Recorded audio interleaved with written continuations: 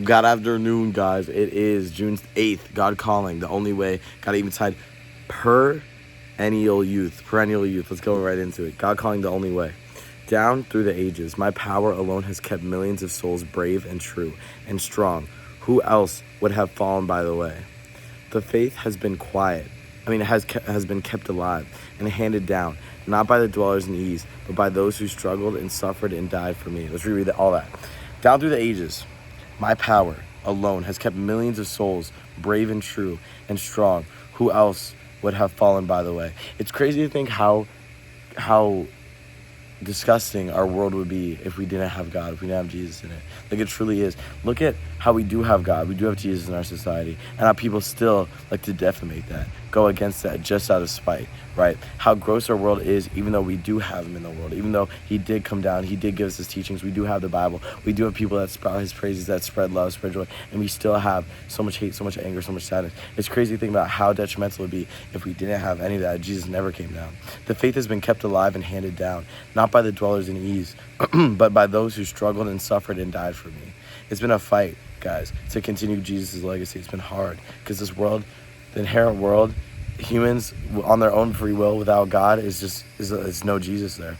This life is not for the body, it is for the soul. And man too often chooses the way of life that best suits the body, not the way that best suits the soul. And I permit only what best suits the soul. God says, Jesus is saying right now that we have to get our souls right, to get our body and mind right? Nothing on this planet is going to go with you when you die. It's only your soul. It is only your soul. And that should be a closed and shut case for why you should act a certain way in this life, and why you should give your life to Jesus, and why you should become a better person. But even that argument, people still don't even care for. It's insane to think about. Like, everything that you'll build up in this life, everything that you'll build up in this world that we know is not going to come with you when you die, right? But so many times in life, we always go towards the physical, the things that make us physically happy, that make us feel good in the moment, right? That soothe our ego, that soothe the things that we want, that soothe our own pride. Just to feel some satisfaction, just to feel some gratification, because that's what the devil gives us. The devil is able to work through those things. He's able to work through the world, right? He's able to work through that free will that God gives us, right? And seep into our lives and make us desire things and go after things that are the complete opposite of God, that are not of God. And that is very easy to do through the body. That's the easiest way to answer it, right? Accept this, and a wonderful molding is the result. Reject it, and my purpose is frustrated. Accept this fact, and the wonderful molding is the result, right? Accept that you have to lead with your soul. You have to you have to make your soul the upfront part of every single thing that you do in your day, every single decision you make. You have to always make every decision with, what does God want for me, right? Not what do I want for myself? What do I need for this body? Accept this, and a wonderful molding is a result. Reject it, and my purpose is frustrated. Your best prayer unanswered. Progress, spiritual progress delayed. Trouble and grief stored up.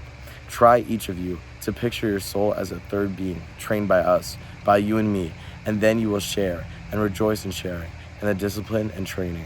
Stand apart from your soul with me and welcome training. Rejoice at progress. So God is literally calling us to train. He's calling us to train to make our souls better, to make ultimately our mind and our bodies better. If we are able to get our souls right, if we are able to correct our souls, we're able to move God and put Jesus into every single part of our lives, right? In every part of it. And the things we physically do, the way we mentally think, and the way that we act, the way we treat people, guys. And that is catalyst. That is crucial. So stand apart from your soul with me and welcome training. Rejoice at progress. Give your soul up to Jesus. Give your soul up to God, and everything else will follow suit. God eventide, perennial youth. Count all well lost. All other work well for God. To rest apart with me. God's saying to give up and cast aside all your other responsibilities, to have some rest with God, to communicate with God, to grow your relationship with God. That is paramount, guys. From these times, you go out strengthened, glad, full of life-giving joy. Guys, if you're going to go to a soccer game, let's give an example of a soccer game. If you're going to go to a soccer game, but you were untrained, you were tired, you were exhausted, are you going to perform well? No. But if you're like, I got to do the soccer game, I got to pump out as many soccer games as I can, right? That's how I'm going to get better. That's not the way to properly think about it. We have to go in. We have to go and rest with Jesus. We have to go rest with Jesus. We have to let him strengthen us. We have to be able to invigorate ourselves, right? Find that sense of joy, find that sense of pride, and find that sense of being able to grow ourselves and become physically better at what we're doing, right? We have to come to a place of rest to get better. We have to come to a place of rest if we want to do anything of note, right? Rest is so important, and that's just a fact. From these times, you go out strengthened. So God's going to strengthen you. He's going to give you the power to do anything that He needs you to do, that you want to do it. fully, guys, fully, if you just come to him. Glad, full of life-giving joy. My joy that you can never find anywhere else but with me. The joy-giving Christ. Next page, let's go. Let others sense this joy. More than any words, this will show them the priceless gain of life with me. You shall truly find that there is no age in my kingdom and my companionship. Let's reread that. Let others sense this joy. More than any words, this will show them the priceless gain of life with me. That's crazy, guys. If you are feeling like you're blessed by God, that you have this rest with God, and it helps you grow and develop so beautifully, so amazingly, then that's just going to automatically be conveyed to other people. Everyone around you is going to be able to see it. They're going to be like, how are you able to do this? How are you able to do that? How's your life going so swimmingly? And you'll see that if they're jealous of you, if they're upset, if they get upset at you easily, they wish that their situation was like you, right? They'll just see this overwhelming sense of joy, and it immediately sparks curiosity. How is that even possible?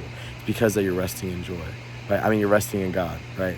You have that place to go back to recharge, to make you better, to speak to you, right? To help you grow, to help you progress, to help and give you love and joy. You can only get that love and joy from God. So please rest in God, guys. Make sure that you're spending that time with him, truly with him. Not just rest like lay in your bed and like be on TikTok all day on your phone. That's not rest, right?